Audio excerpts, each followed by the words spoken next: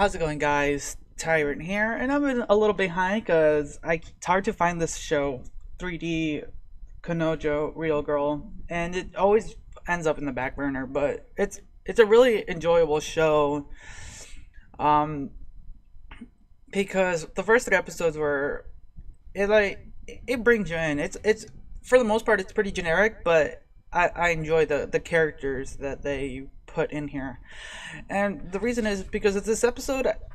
I'm a little disappointed because I have two episodes to record, and it's not disappointing. I'm happy, but I'm like, why am I missing the show? Because this episode really shows some interesting things about these characters that I enjoy. So we get Soon, and he's finding it hard for himself to kind of realize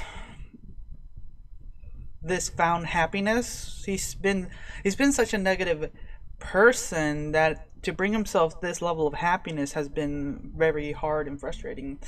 So when he finally tries to open up, it seems very awkward and he doesn't know what to do. And fuck, what's the girl's name? Oh, I can't remember his girl. I'll remember her name, but his girlfriend. She is also a little bit surprised, but she's also trying to also find this norm. But what's also intriguing is now the we're getting a little bit more of an open world. We've got a few characters added on in the past, but now we get a new character who's this male character who's quote unquote in love with his girlfriend Kagsuriki. I don't remember her name. So he kind of tells her, dude, break up with her. I want to be with her and everything. And he's, in a way, he says no, but he still gets beat up. And this is reminiscent of him still being a bit, him being a bit negative. And he kind of after he gets beat up, he just decides to leave school for the day and just go home and just kind of think things over.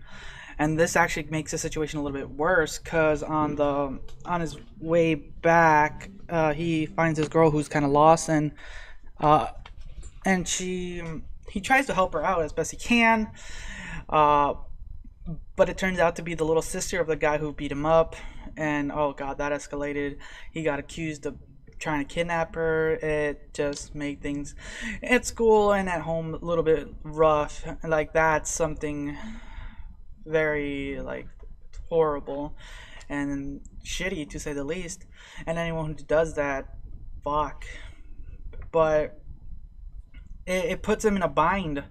But what's interesting about his character is that he says he's used to it, so he kind of ignores it and just lets it be. And that's can be very frustrating. It's hard for anyone to be in that level of stress, and like there's a lot of shows and stories out there that portray things like that, and it never really ends well. So this is a very lighthearted show for the most part, so they don't emphasize on some of that stuff, which I wish they kind of did a little bit, but it does it well enough with its flow and its characters that I feel it's okay.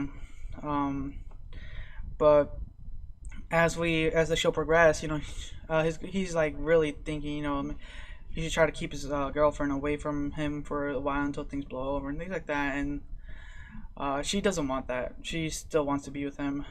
At one point, he actually tries to break up with her, where she kind of reinforces her feelings for him, and yeah, it works out for the most part.